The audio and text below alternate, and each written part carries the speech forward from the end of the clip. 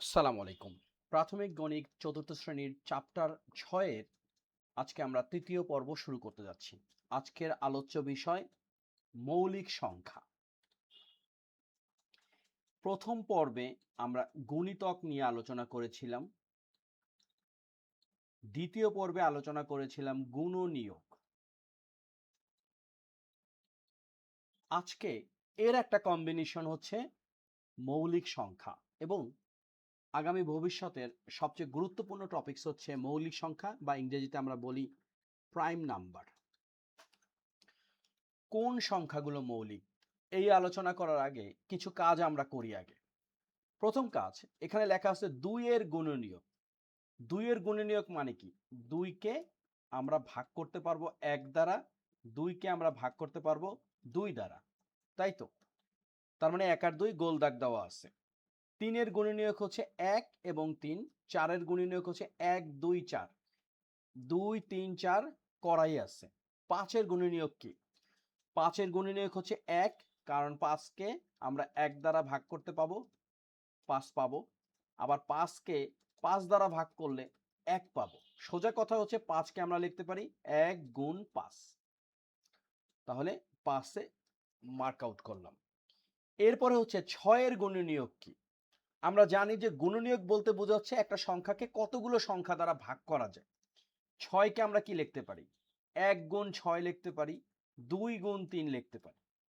অর্থাৎ 1 2 3 এবং 6।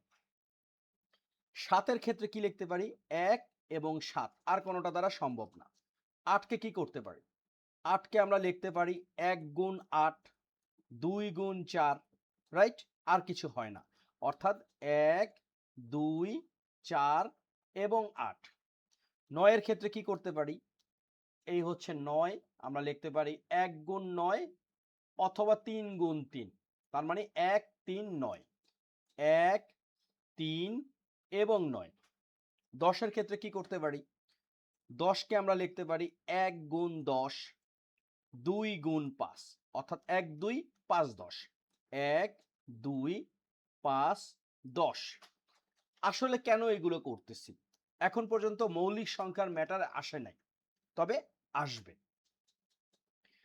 ছকের কোন সংখ্যার 2টি গুণনীয়ক আছে, কোন সংখ্যার 3টি আছে, কোন সংখ্যার 4টি আছে। লক্ষ্য করি 2 এর এখানে গুণনীয়ক আছে 2টি, 3 এর গুণনীয়ক আছে 2টি, 4 এর গুণনীয়ক আছে 3টি, 5 এর গুণনীয়ক 2টি, 6 এর গুণনীয়ক 1 2 3 4টি, 7 এর গুণনীয়ক 2টি, 8 এর গুণনীয়ক 4টি, 9 এর গুণনীয়ক 3টি, 10 এর গুণনীয়ক 1 2 3 4টি। ওকে, ভেরি সিম্পল। অর্থাৎ আমরা যদি এখন কেউ যদি আমাদেরকে বলে 20 এর গুণনীয়ক কি? আমরা লিখতে পারি 1 গুণ 20, 2 গুণ 10, 3 দ্বারা যাবে না, 4 গুণ 5। তার মানে 20 এর গুণনীয়ক গুলো হচ্ছে 1 2 4 5 10 এবং 20। তাহলে কয়টি? 1 2 3 4 5 6টি। 6টি গুণনীয়ক। ওকে, একটা পার্ট সম্পূর্ণ হলো।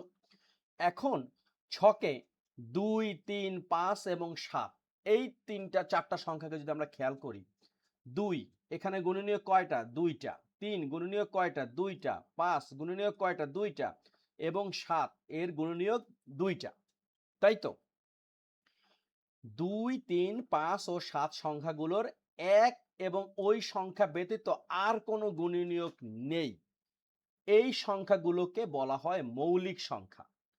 আমরা যদি 11-র কথা চিন্তা করি, আমরা 1 গুণ 11, দেখো এই 1 এবং 11 নিজে বাদে আর কোনো কিন্তু গুণনীয়ক নাই। অর্থাৎ যেই সংখ্যাগুলোকে ওই সংখ্যা এবং 1 বাদে কোনো গুণনীয়ক থাকে না, মাত্র 2টা গুণনীয়ক থাকে, সেইগুলো হচ্ছে মৌলিক সংখ্যা। 1 এবং মৌলিক সংখ্যা ছাড়া অন্য সংখ্যাগুলো যৌগিক সংখ্যা। যেমন 4, 4 কে 1 গুণ আমরা 4 লিখতে পারি, 2 গুণ আমরা 4 লিখতে পারি। অর্থাৎ কি কি পাচ্ছি? 1 ও পাচ্ছি, 2 ও পাচ্ছি, 4 ও পাচ্ছি। সুতরাং 2 এর বেশি হয়ে গেছে, সুতরাং 4 একটি যৌগিক সংখ্যা। তাহলে 1 কি সংখ্যা? 1 হচ্ছে গিয়ে শুধু একটাই গুণনীয়ক আছে, তাই এক মৌলিক সংখ্যাও না, যৌগিক সংখ্যাও না।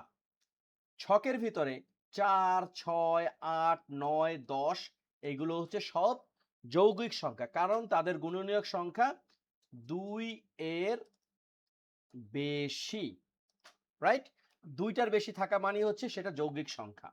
আর মৌলিক সংখ্যার গুণনীয়ক হবে শুধুমাত্র 2টা। সামনে আগাই আমরা আছি 87 নাম্বার পৃষ্ঠায়। আজকে আমরা মৌলিক সংখ্যা রিলেটেড অঙ্কগুলো করার চেষ্টা করব।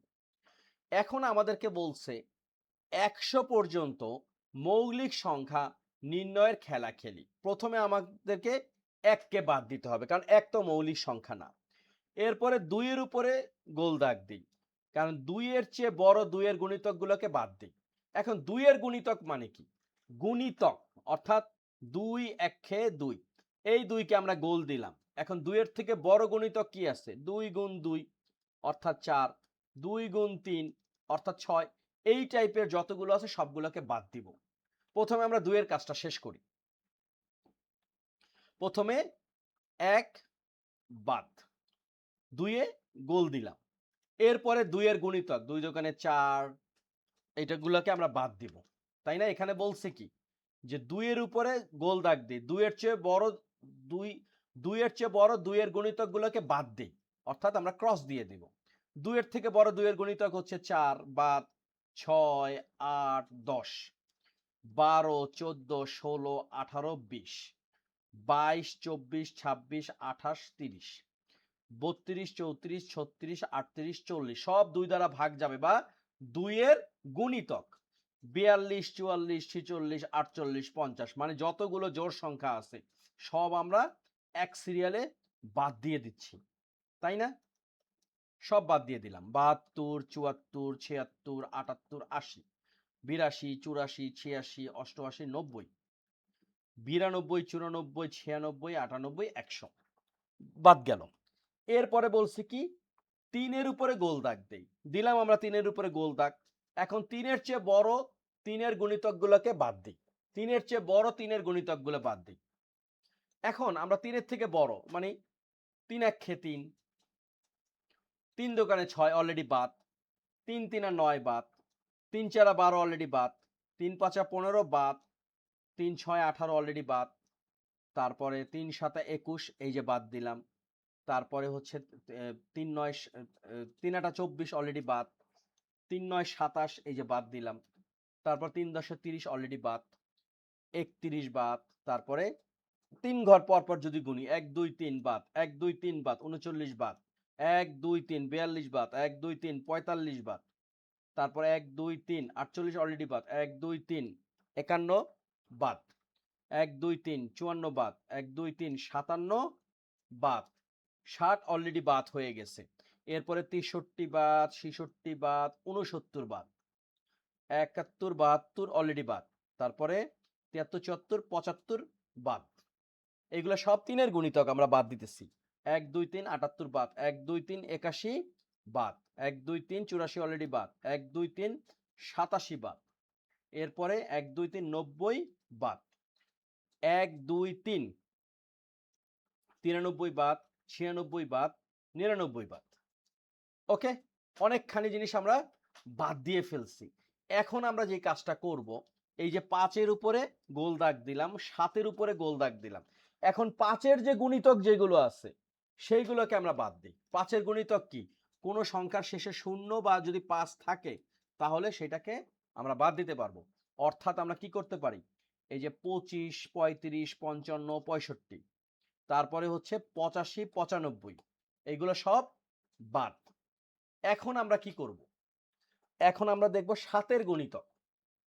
7 14 অলরেডি বাদ, 21 বাদ হয়ে গেছে, তারপর 22 23, তারপরে কত 4 7 28 বাদ, 5 7 35 বাদ হইছে, তারপরে হচ্ছে কত 6 7 42 অলরেডি বাদ, তারপরে এই যে 7 7 49 বাদ, তারপরে 7 8 56 অলরেডি বাদ, তারপরে 56 7 এর পরে কত 7 8 7 নং 63 অলরেডি বাদ, এরপরে 7 10 70 বাদ, 7 11 77 কোথায় 77, 7 10 70 বাদ হইছে, এই যে 77 বাদ, এরপরে কত 7 12 84 বাদ, 7 13 91 বাদ। এখন বাকি যেগুলো থাকতেছে সেইগুলো আমাদের সব মৌলিক সংখ্যা, অর্থাৎ 3 2 3 5 7 দ্বারা বাদ দিলেই আমরা কিন্তু সহজেই সকল মৌলিক সংখ্যা 1 থেকে 10 পর্যন্ত বের করে ফেলতে পারবো। তাহলে আমরা একটু রাউন্ড আপ করি। 11 13 17 19 23 29 31 37 41 43 47 53 59 এগুলো সব কি মৌলিক সংখ্যা, রাইট? 67 71 73 79 83 89 তারপরে হচ্ছে 97। এইসব সংখ্যাগুলো হচ্ছে আমাদের মৌলিক সংখ্যা। আশা করি আমরা সবাই বুঝতে পারছি। আমরা এখন একটু সিরিয়ালে লিখি, যেমন 1 থেকে 10 পর্যন্ত কি কি আছে? 2 3 তারপরে 5 7, তারপরে আছে 11 13, তারপরে কত 17 19। এই গেল আমাদের 1 থেকে 10, এইগুলো গেল আমাদের 11 থেকে 20, তারপর আছে 23 আর 29, 23 এবং 29 গেল 30 পর্যন্ত, তারপর আছে 31 37, 31 37, রাইট? এরপর 41 43 47, 41 43 47 50 পর্যন্ত হয়ে গেল। তারপর 53 59, 53 59, এরপরে কত 61 67, 61 এবং 67, রাইট? তারপরে কত 71 73 79, 71 73, তারপরে কত 79 গেল 80 পর্যন্ত, তারপর 83 89, 83 এবং 89, এবং ফাইনালি হচ্ছে আমাদের কত শুধুমাত্র 97। এই হয়ে গেল আমাদের 1 থেকে 100 পর্যন্ত সকল মৌলিক সংখ্যা। আমরা আশা করি এটা সবাই বুঝতে পারছি। কারো কোনো কনফিউশন থাকলে প্লিজ কমেন্ট সেকশনে জানাতে পারো। এরপরের অঙ্কটা কি? আমরা যৌগিক সংখ্যাকে মৌলিক সংখ্যায় প্রকাশ করতে পারি। কিভাবে সেটা? মৌলিক সংখ্যাগুলোর মধ্যে একমাত্র জোড় সংখ্যা হচ্ছে 2 এবং পৃথিবীর সবচেয়ে ছোট মৌলিক সংখ্যা, সবচেয়ে ছোট মৌলিক সংখ্যা কত? সবচেয়ে ছোট মৌলিক সংখ্যা 2, আর 2 ডিজিটের অর্থাৎ দুটি সংখ্যার সবচেয়ে বড় সবচেয়ে ছোট মৌলিক সংখ্যা হচ্ছে 11। ওকে, আমরা সামনের দিকে আগাই।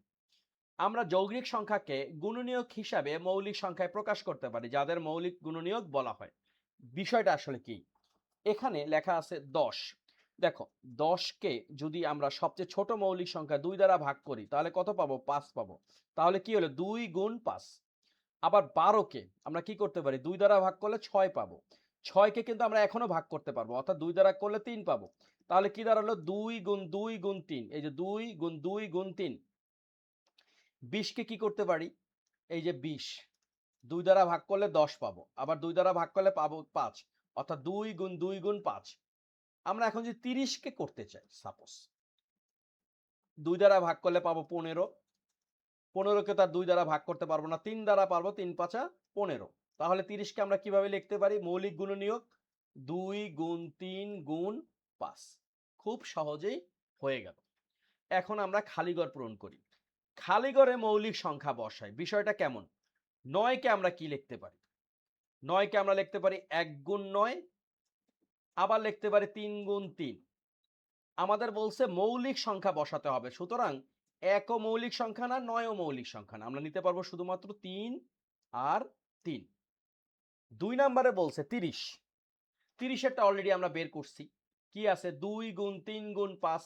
2 একটা মৌলিক সংখ্যা, 3 একটা মৌলিক সংখ্যা, 5 একটা মৌলিক সংখ্যা। আমরা লিখতে পারি 2 গুণ 3 গুণ 5। আমাদের বলছে 18। 18কে আমরা কি করতে পারি? 18কে যদি 2 দ্বারা ভাগ করি পাবো 9। 9কে 3 দ্বারা ভাগ করলে পাবো আবারও 3। তার মানে লিখতে পারি 2 গুণ 3 গুণ 3, অর্থাৎ কোনো ধরনের যৌগিক সংখ্যা আমরা নিতে পারবো না। এরপর একটু বড় 70। 70কে যদি আমরা 2 দ্বারা ভাগ করি কত পাবো? আমরা একটু ভাগটা দেখাই। এই হলো 70। 2 দ্বারা ভাগ করলে প্রথমে 7 এর ভিতরে কয়বার যায়? 3 বার। 3 দুকোণে 6। 7-এর থেকে 6 বাদ দিলে 1, এই শূন্য নামলো 5 দোকানে 10। তাহলে আমরা কত পাইলাম? 35। 70-কে 2 দ্বারা ভাগ করলে পাচ্ছি 35। 35-কে কি দ্বারা ভাগ করা যায়? 3 দ্বারাও পারা যাবে না, 5 দ্বারাও পারা যাবে না। কেন 2, 3, 5-এর কথা বলতেছি? কারণ শুধুমাত্র মৌলিক সংখ্যা নিতে হবে। 5 দ্বারা যদি ভাগ করি 5 7 35। তাহলে 70-কে আমরা মৌলিক গুণনীয়কে যদি বিশ্লেষণ করতে চাই কি লিখতে পারি? 2 গুণ 5 গুণ 7। খুব সহজে করে ফেললাম। এখন দেখো গুণিতক, গুণনীয়ক ও মৌলিক সংখ্যা খুঁজি। একটি কাগজ নেই যাতে বর্গাকারে ঘর করা আছে, কাগজের উপরে ও পাশে 1 থেকে 15 পর্যন্ত সংখ্যা লেখে। এই যে সংখ্যাগুলো লেখা আছে। এরপরে আমাদের যে কাজটা আছে কি বলছে এখানে? ছবির মতন উপর থেকে নিচ পর্যন্ত, নিচে 15 পর্যন্ত রং করি। এই যে একদম 1 থেকে 15 পর্যন্ত লাল কালি করা আছে, ঠিক আছে মানলাম। ছবির মতন লম্বালম্বি 1 ঘর অন্তর রং করি। লম্বালম্বি 1 ঘর অন্তর রং করতে বলছে, 1 ঘর অন্তর। এই যে 1 ঘর অন্তর রং করছে। আচ্ছা বুঝলাম। এইটা আসলে আমাদের ওইভাবে কাজ না। 2 ঘর 3 ঘর 4 ঘর অন্তর অন্তর ভিন্ন রং করি। আচ্ছা এর থেকে বড় কথা হচ্ছে কি আমরা আমাদের মূল কাজে যাই, এটা দরকার নাই। এটা হচ্ছে গিয়ে স্কুলের কাজ। আমরা এই কাজটা তার থেকে ভালো করি। যে এখানে লেখা আছে কি? 2 রং করা কাগজ ব্যবহার করে 5 6 7 এর গুণনীয়ক খুঁজে বের করি, 5 ও 6 এর গুণিতক বের করি। আচ্ছা এর থেকে এই কাজটা আমরা করি 1 থেকে 15 পর্যন্ত কোন মৌলিক এবং কোন যৌগিক সংখ্যা কারণ সহ লিখি। আচ্ছা 1 থেকে 15 পর্যন্ত মৌলিক সংখ্যা খেয়াল করো। 1 2 3 4, আরেকটা নেই, 5 নিলাম। এরপর 6 7 8 9 10 11 12 13 14 15। প্রথম কথা 1 বাদ, 1 কিছুই না। 2 মৌলিক সংখ্যা লিখলাম 2। তারপর একটা 3 মৌলিক সংখ্যা লিখলাম 3। এরপরে হচ্ছে 4 মৌলিক সংখ্যা না। আমরা 4 কি যৌগিক সংখ্যা ক্রস রাখলাম আর 4 এখানে দেখলাম, কারণ আমাদের যৌগিক সংখ্যা লিখতে হবে এই জায়গাতে। 5 মৌলিক সংখ্যা লিখলাম 5। 6 যৌগিক সংখ্যা ক্রস দিলাম। 7 আবার মৌলিক সংখ্যা লিখলাম 7 এখানে। 8 হচ্ছে যৌগিক সংখ্যা 8। তারপর 9 হচ্ছে যৌগিক সংখ্যা লিখলাম 9, ক্রস দিলাম। 10 যৌগিক সংখ্যা। 11 মৌলিক সংখ্যা। 12 হচ্ছে যৌগিক সংখ্যা। 13 হচ্ছে মৌলিক সংখ্যা। 14 যৌগিক সংখ্যা, 15 যৌগিক সংখ্যা, অর্থাৎ 14 এবং 15। কারণ কি? কারণ আমরা জানি যে এখানে সংখ্যাগুলোর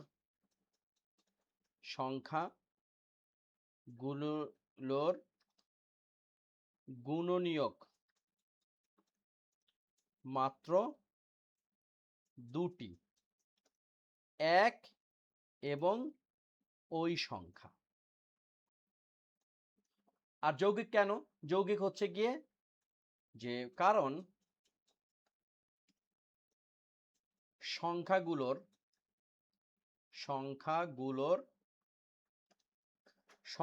কি? সংখ্যাগুলোর গুণনীয়ক 2টির বেশি। আশা করি বুঝতে পারছি।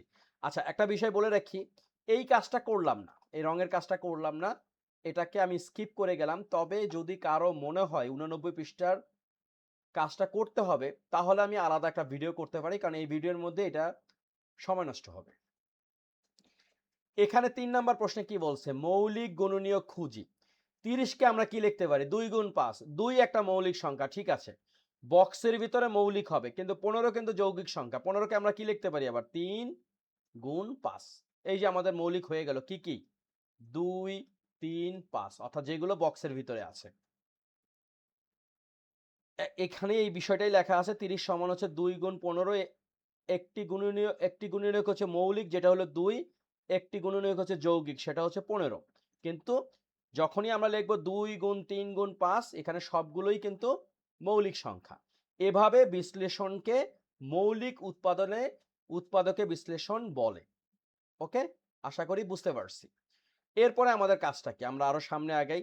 যেহেতু এক মৌলিক সংখ্যা নয়, তাই এক মৌলিক গুণনীয়ক হবে না।